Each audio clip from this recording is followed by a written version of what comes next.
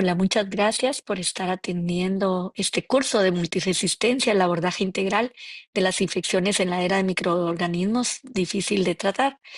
Gracias por la invitación. Además, en esta ocasión, yo voy a estar con ustedes acá hablando de los mitos y verdades de los tratamientos antibióticos en el tema de bactericidas, si es superior o no al bacteriostático, endovenoso o mejor que vía oral. Yo soy Nancy Virginia Sandoval Pais, soy de Guatemala y trabajo acá en el PROA de mi hospital, que es el Hospital Roosevelt de Guatemala. Bien, este es el contenido de lo que espero que podamos recorrer en estos próximos minutos, en los cuales intentaré recordar las definiciones, ver esa clasificación de de los antibacterianos, datos relevantes que nos pueden permitir mejores usos clínicos en antibióticos, evidencia con la que contamos que puede soportar esos implementaciones o cambios en nuestra práctica en el día a día en cuanto a terapia intravenosa o terapia oral.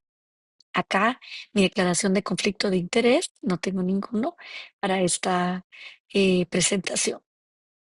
Y bueno, hay que recordar que los antibióticos, pues sí, tienen una actividad, una actividad antibacteriana y uno los puede clasificar dentro de todas las o varias clasificaciones que hay entre la clasificación de bactericida o bacteriostática.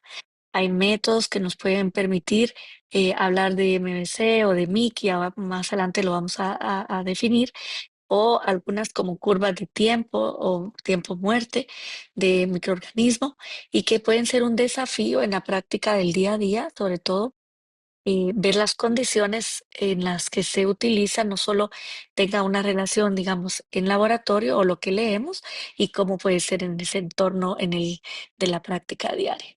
Hay factores que tienen que ver como las bacterias en las que estamos hablando, a qué familia pertenece esa bacteria, el medio infeccioso y sobre todo el enfoque en el paciente que va a estar enfermo. Así que hay una consideración acerca de antibacterianos, bactericidas puedan ser superiores a bacteriostáticos y más cuando hablamos de casos graves, casos críticos como endocarditis, neutropenia, bacteremia, y que es un poco lo que supone lo que vamos a hablar acá. Hay un dogma que habla de combinar antibacterianos, bactericidas y bacteriostáticos, sobre todo en el tema de antagonismo que puede suceder.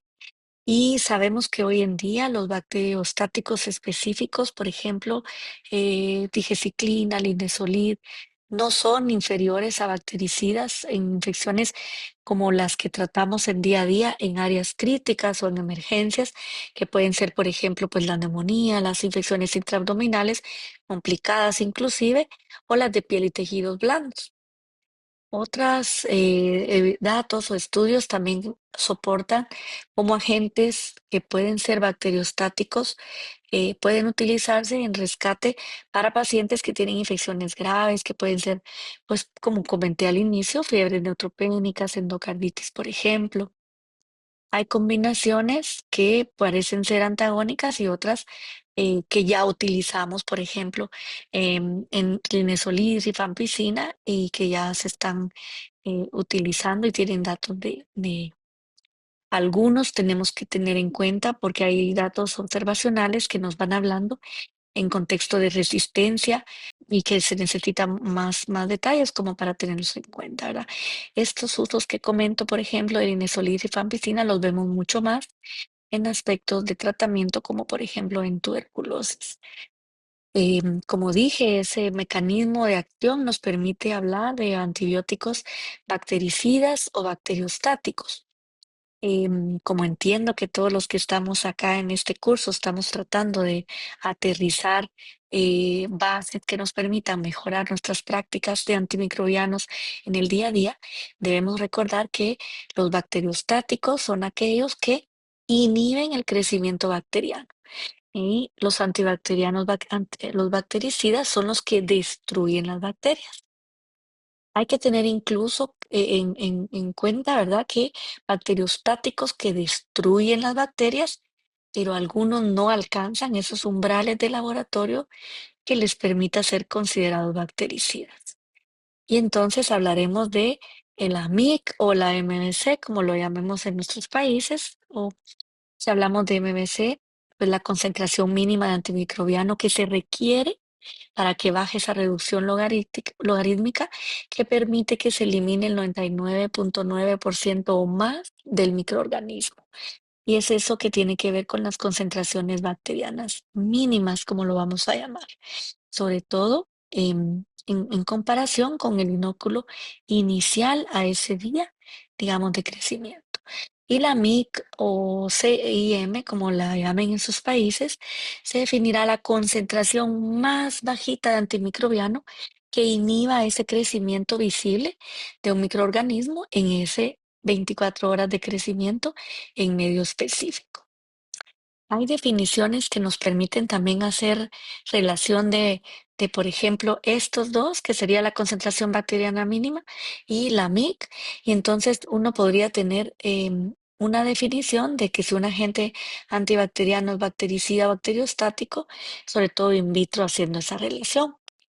Partiendo de un punto en el que mayor o de 4 podría ser un bacteriostático y menor o igual a 4, el efecto que tiene es bactericida. Ahora bien, esta definición tiene algunas limitaciones y quiero remarcar que son basadas en laboratorio y algunas de ellas son técnicas que se utilizan, pueden diferir entre laboratorios. O sea, no están estandarizados algunas veces ni en algunos estudios de los que vamos a estar teniendo en cuenta. También quisiera recordar que hay un periodo de tiempo específico contra cepas bacterianas específicas que nos puede decir ese tratamiento está siendo efectivo para esas cepas puntualmente. Y hay pruebas que se hacen in vitro, pero que no necesariamente van a ser las que pasan en condiciones cuando estamos en la vida real y otros datos que vamos a ver en algunos artículos o evidencia que no están considerando la capacidad del sistema de la paciente, como un paciente neutropénico oncológico, como un paciente con comorbilidad, obesidad, VIH, puede tener respuesta a esto, y otros que están tomando algunos tratamientos inmunosupresores. También tenemos que tener en cuenta que las características de las que comentaba son medidas de eficacia, pero in vitro, contra bacterias y aparte la eficacia en vivo. Entonces ahí vamos a necesitar dosis óptimas del antimicrobiano que ahí van a depender de cómo funciona la farmacocinética y la farmacodinámica, que es la PK-PD, que no es el motivo de la charla, pero que sí tiene muchísimo que ver en cómo va a ser la evolución de un paciente a la forma, digamos, clínica. Hay antimicrobianos que dependen de su concentración y esta relación entre cuánta concentración máxima libre y la CIM, la CMI que se esté utilizando es lo más importante. Y hay algunos en los que los antibióticos dependen del tiempo, su función. Entonces es el que vamos a tener antibióticos, por ejemplo, en el que la CMI tiene que estar por arriba de esa dosis, por ejemplo. Algunos son codependientes y van a tener, por ejemplo, el área bajo la curva digamos, de 24 horas, que puede ser la que vamos a tener en cuenta, y algunos que tienen dosis administradas y que tienen que ver con el aclaramiento corporal, cómo está la concentración plasmática, y otros que tendrán que ver con la biodisponibilidad del fármaco. Me gustó esta referencia y por eso la coloco acá. Y dice, se llama es una revisión bibliográfica y de antibióticos y dice estáticos frente a los idales y habla de una variedad de sitios de infección. Concluye que no hay en este momento un apoyo para superioridad de los antibióticos bactericidas sobre los bacteriostáticos y desglosa pues toda la evidencia. Concluyen que inclusive con respecto a varias indicaciones, pero este es un comunicado, una carta, digamos, que se hace posterior a ese artículo y entonces quien la refiere dice, oiga, considero que esa es una conclusión que puede tener un titular, por decirlo así, engañoso, dice, porque hay datos de actividad antibiótica para endocarditis infecciosa, en donde la condición en la que hay una defensa mínima del paciente en la vegetación que esté infectada, mucho tiene que ver a la alta población bacteriana de un estado que es la persistencia microbiana. Entonces habla de que esa eliminación de bacterias en este tipo de sitio, como lo es endocarditis infecciosa, el agente antimicrobiano exógeno en ese periodo que penetra la vegetación y mata o elimina las bacterias, no solo debe inhibir el crecimiento. Entonces le hace esta carta a ese artículo y pone de nuevo en la relevancia entre esa discusión de la que vamos a tratar de hablar.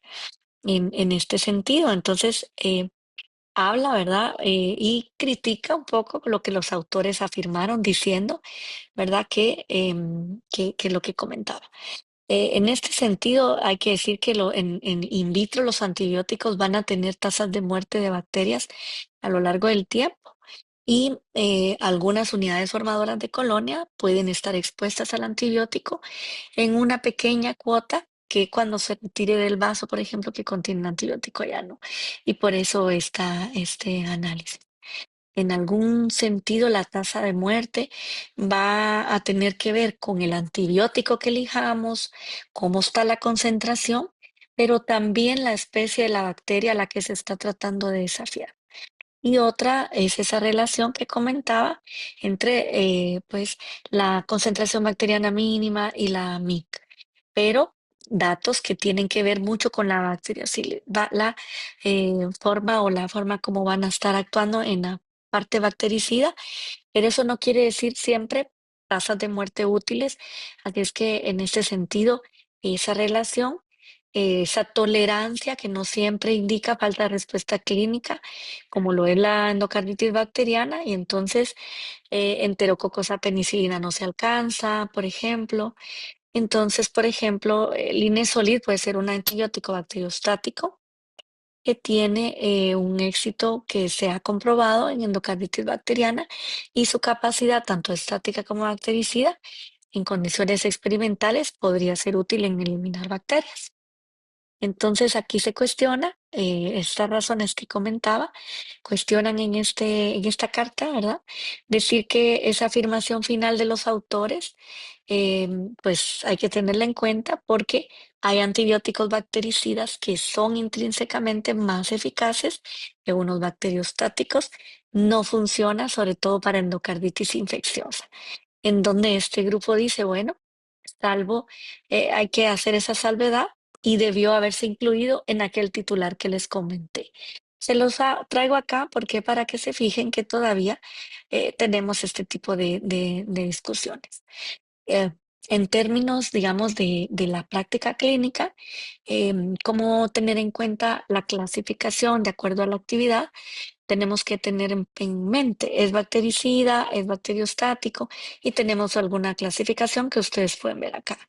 Tener en cuenta, por ejemplo, algunos bacteriostáticos que utilizamos en forma comunitaria predominantemente, pero que también lo usamos en hospital, como lo son algunas sulfonamidas, algún trimetoprim o nitrofurantoína, por ejemplo, y macrólidos que pues también tienen uso no solo en ambos, sino también lo estamos utilizando de manera ambulatoria. Este es el que les comentaba en la carta al editor hace un momento, pero les muestro aquí el artículo en donde sale este título que les comentaba, que en esos ensayos clínicos no habían encontrado diferencia entre uno y otro, pero hay que decir que un ensayo que encontró que el agente bactericida era superior y era la inferioridad del agente estático que explicaba porque había baja dosis del fármaco. Otra cosa que hay que tomar en cuenta, y este artículo lo comenta, es el tema de la farmacocinética y cómo penetra el tejido. Esto tiene mucho que ver más para la eficacia, ¿verdad? Este artículo que me encontré, que se los traigo para que lo tengamos en cuenta, habla de cómo la penicilina más la ceftriaxona puede ser prometedora a la ampicilina, digamos, en el tratamiento de la endocarditis infecciosa, sobre todo en enterococos fecales. Ahora bien, todos los aislados tenían una MIC de penicilina de 4, ¿verdad? Y a ceftriaxona, pues más alta, como pueden ver acá. Y entonces ampicilina más ceftriaxona frente a penicilina demostró esa sinergia similar. Esto un poquito para tener en cuenta porque puede ser un potencial sinérgico cuando uno piensa en aislados de sangre. Esto en Enterococo fecalis, pero tener en cuenta que, por ejemplo, la MIC más alta para penicilina y ceftriaxona tenían una sinergia en menor frecuencia. Esto sobre todo, si se fijan, la susceptibilidad, ellos usaron microdilución de caldo y son líneas que tenemos que tener en cuenta porque muchas veces endocarditis es una de las patologías, al igual que la osteomielitis, que más tenemos por tiempo ingresados los pacientes. Este otro artículo que me pareció interesante y que se los traigo, habla de la actividad antimicrobiana in vitro y cómo podemos hacer la relación del uso clínico de trimethoprim sulfametoxazol en caso de KPCs y VGNs que hace una revisión en este artículo y puede ser útil a la hora de tener en cuenta. Acá hay que tener en cuenta que se relacionó o se valoró datos in vitro clínicos y buscaron todo lo que había de literatura, dos estudios in vitro que mostraron cómo los patógenos que eran productores de KPC eran sensibles a trimotropin, sulfa, perdón, aquí eso osciló entre el 7 y el 100% y abre la puerta un poco para que veamos que hay algunas líneas de fármacos que teníamos olvidados o un poquito limitados para otros usos y que hoy en día, debido a las multiresistencias y a las pocas terapéuticas que tenemos disponibles, sobre todo en algunos países como Latinoamérica, vamos a tener que tener en cuenta de explorar en sus utilidades. Y es este, por ejemplo, este otro estudio de corte son 14 pacientes, ya lo sé, pero para que se fijen que 93% de estos pacientes habían tenido una cura clínica. Entonces, estudios limitados, pero que podrían estar teniendo una línea, como dije, de terapéutica a explorar. Otro que me encontré, la verdad es que en nuestro hospital, en el Hospital Roosevelt, donde yo trabajo, tenemos un problema muy serio con la Klebsiella y el Acinetobacter. Entonces dije, vamos a ver un poquito de opciones que nos pueden ser útiles y a los países que están haciendo este curso también podría interesarles, puesto que Acinetobacter también es un problema, y sobre todo los que son resistentes a carbapenémicos. Nosotros todavía no tenemos carbapenémicos con niveles de beta-lactamasa combinados con tanta acceso como pueden haber en otros países. Y ya sea solo o en combinación con colistina para nuestros países puede ser opciones polimixina B, por ejemplo, o E. Y como trimethoprim sulfa podría ayudar a eliminar algunas de las cepas, colistina mucho menos, y un poquito tener en cuenta que es uno de los pocos antimicrobianos que aún conserva cierta actividad. Importante esas combinaciones que pueden ser útiles explorar, sobre todo en estos tiempos donde no tenemos tantas opciones, como decía. Combinaciones, como comenté al inicio, de bactericidas que pueden ser sinérgicos y que pueden ser útiles, pueden ser prometedoras y que hacen esta recomendación de justificar estudios clínicos que puedan explorar más datos. Y bueno, a ver, voy a desglosar un poco sobre endovenosos, mejor que vía oral. Les voy a abrir un poco esa espinita para que ustedes tengan en cuenta. ¿Y cómo lo voy a abrir? Con este boletín que me encantó de la Universidad de Columbia. Antibióticos orales más costo efectivos y que podrían ser prometedores en la línea de impulsar más el cambio a la forma de pensar en nuevas generaciones o lo que ya hacían mucho antes nuestros profesores y que también uno lo va leyendo. Me gustó este titular y esta fotita que ustedes pueden ver acá a su izquierda y es ese cruce entre un paciente con el mismo padecimiento, ¿lo ven? Y si hay que tenerlo ingresado o expuesto a un catéter intravenoso o un catéter que puede infectarse. Y miren la carita de este paciente, que me parece una imagen tan que puede ilustrar lo que nos pasa en el día a día. Y aquella paciente con la misma enfermedad saliendo hacia ese entorno que se mira por ahí verde, ¿verdad? Bien, entonces un poquito hace el análisis este boletín y saca como unos antecedentes, ¿no? Eh, y me gusta un poquito la revisión que hacen porque está hablando de cuando es clínicamente apropiado. Me encantó ese término y lo hago como para hacer mucho esa reflexión al que me está escuchando, al que es formador en donde esté trabajando y en su entorno. ¿Cómo vale la pena hacer ese clic en pensar? El tratamiento oral puede ser más inocuo, es más rentable, es ecológico, pero seguimos usando más la vía intravenosa porque a veces la seguridad es más de la persona que lo prescribe. ¿Cómo se siente o cómo se nota más estable o más tranquilo de saber que tu paciente tiene vía intravenosa? Y no estamos pensando del otro lado, en el bienestar del paciente y en el estado del paciente. Entonces, ellos en ese boletín hacen una valoración de los estudios clínicos que hay reportados y hacen esta introducción que yo quería compartir con ustedes que me están escuchando. De ahí se desglosa algunos artículos que les voy a comentar y en alguna referencia, pues me permití como ampliarla. Está en todas las referencias bibliográficas para que ustedes puedan ir a ahondar y ver algún detalle en términos de profundización. Este es uno interesante que habla de los 20 ECAs, en donde hablan de la terapia oral e intravenoso, pero sobre todo en patologías que son críticas, donde hablamos de bacteremia, endocarditis, osteomielitis, y en donde se puede ver que no es inferior el tratamiento oral a la intravenosa cuando mucho, ¿sí?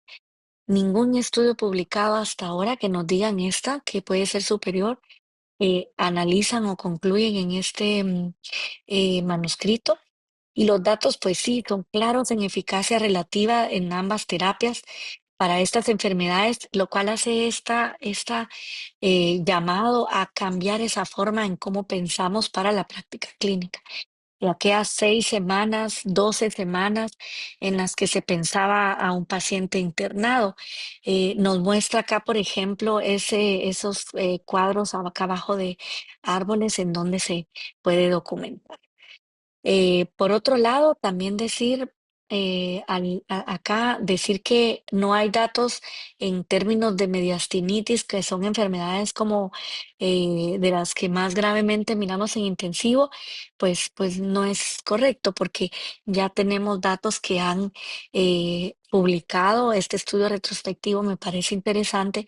81 pacientes con mediastinitis postquirúrgica en donde se compara esas terapias secuencial a lo que llamamos ese paso de la intravenosa oral y en esta terapia se evalúa 48 pacientes en terapia secuencial, en donde tenían pues definitivamente menor estancia hospitalaria y buscando también en términos de mortalidad, también habían tenido menor mortalidad, incluso menos, no había diferencia en términos de recaída. Habían recibido quinolonas y rifampicina y 93% de cura. Fíjense que la mortalidad fue menos frecuente en el grupo que recibió terapia secuencial. O sea, no hay recaídas entre los dos cohortes en este tipo de enfermedades que son de las que más nos complican el manejo, como decía. Este me pareció muy interesante y hoy justamente que estoy de llamada en mi hospital, me presentaban un manejo de una paciente con una angina de Ludwig y justamente habíamos ingresado con intravenoso. Fue llevada a sala justamente anoche que ingresó y hoy pues es feriado acá, pero en 48, 72 horas veremos esta valoración clínica de cómo va para ir viendo esa valoración del traslape en cuanto sea oportuno. Pero ¿a qué hacemos referencia? Va a estar en área crítica, va a tener catéteres intravenosos, estará expuesto a un entorno en el que va a tener más predisposición a dispositivos a la estancia hospitalaria que pueden conllevar a infecciones asociadas a servicios de la salud. Volvamos un poquito a esta carta que les comenté al inicio y evidencia también de bacteremia por Staph aureus, por BGNs, infecciones urinarias, tejidos blandos e endocardititis infecciosa, como la evidencia se sugiere o respalda en tratamientos iniciales, porque a veces pensamos que debemos empezar siempre con intravenoso y no en forma oral. Pero ¿de qué depende que podamos tener? Entonces hay estudios que podían respaldarlos o no. En caso de la mayoría de infecciones, casi siempre podemos hacer esa valoración de iniciar o no intravenosa oral, pero hay alguna en la que no podemos plantearnos ese inicio, principalmente, como decía, y es en las infecciones del sistema nervioso central. No hay evidencia que empezar, por ejemplo, en el caso de meningitis tuberculosa, ¿verdad? Pueda hacer, digamos, esa diferencia. Y en este sentido, sabemos que la capacidad de atravesar la barrera hematoencefálica ¿verdad? O a otros tejidos, por ejemplo, depende mucho de esas propiedades químicas. Entonces, si el paciente es capaz de tragar o de tolerar la zona nasogástrica, sí podríamos utilizar, por ejemplo, tratamientos orales, ¿verdad? Que esto para tenerlo en cuenta. Y luego algunas, como por ejemplo choque séptico, paciente está chocado, está con aminas vasoactivas. En este caso es imperativo la utilización pues de inicio de tratamiento intravenoso porque vamos a tener pues una garantía de que el medicamento tiene una absorción completa y vamos a tener más rápida actuación. Pero el espectro no debería de ser una decisión como tal. Antibióticos que tienen un buen espectro, tienen una excelente biodisponibilidad, sobre todo oral, y nos pueden estar teniendo esa facilidad para hacer ese switch, sobre todo en casos como osteomielitis o infecciones de piel y tejidos blandos. Por ejemplo, algunos datos acá abajo en las bibliografías de ensayos clínicos aleatorizados que se han hecho en diferentes sitios, sobre todo más europeos o suizos, ¿verdad? O alguien puede decir o en Países Bajos, pero que puede sustentar sobre todo en infecciones graves, ¿sí? Que vale la pena, por ejemplo, celulitis moderadas a graves, por ejemplo, pacientes con bacterias por Staph aureus. Nosotros estamos teniendo un serio problema en Latinoamérica con las enfermedades renales crónicas, sobre todo en contexto de población expuesta a trabajos en bajo sol o cañas, ¿verdad? Ya hay una patología designada y esto está haciendo que muchos pacientes tengan accesos vasculares para manejo de diálisis en lo que entra en el programa de trasplante y esto significa catéteres ambulatorios que pueden tener más predisposición a infección. Por eso cobra relevancia este tipo de prácticas que podrían sustentar un insumo, información más robusta que nos permita hacer menos ingresos hospitalarios. Y en este caso, traslapar detalles o datos que pueden ser óptimos, como por ejemplo, que nos pueden decir que terapia secuencial tiene resultados similares en caso de bacterias por staph, sobre todo, no tenemos clínicas ambulatorias que puedan dar respuesta, por decirlo así, de OPAT o PROAS que manejen ambulatoriamente bacteremias, como tampoco tenemos fármacos que nos permitan usos antimicrobianos, por ejemplo, de que el paciente venga y cada 72 horas o cada semana pueda marchar. Entonces, en este sentido, les muestro, por ejemplo, acá itus bacterémicas, esta evidencia en este estudio suizo, en donde nos puede dar una pauta a manejos de pacientes eficaces más pronto. En osteomielitis y pie diabéticos, por ejemplo, 2 días de intravenoso, no hubo diferencia que luego dieran 3 a 6 semanas, inclusive, por ejemplo, orales con una buena biodisponibilidad, como dije, siempre y cuando tengamos tratamientos que puedan ser efectivos para la patología o microorganismos que tiene el paciente y tener antimicrobianos que puedan ser útiles para dar tratamiento a ellos.